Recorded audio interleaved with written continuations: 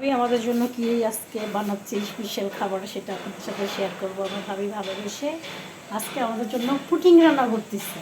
তো পুটিংয়ের মধ্যে ভাবি করতে ঘি ক্যারামেল বানানোর সময় ঘি দিছে, কিন্তু আসলে এত সুন্দর ফ্লেভার আসছে বলার বাইরে।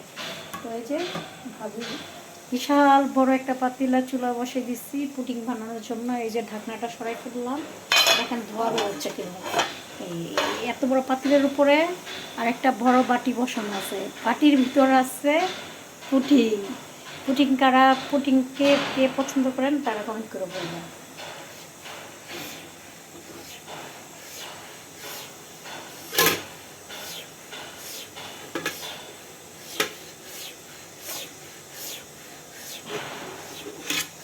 এই যে মাশাল্লাহ মাশাল্লাহ, পুটিংটা দেখতে এত সুন্দর হয়েছে আর সেই সুন্দর একটা কালার আসছে আর গ্রান বেড়েছে অনেক সুন্দর।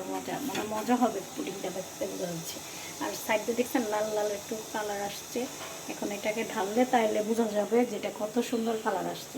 মাশাল্লাহ খুব মজা হবে মনে হচ্ছে।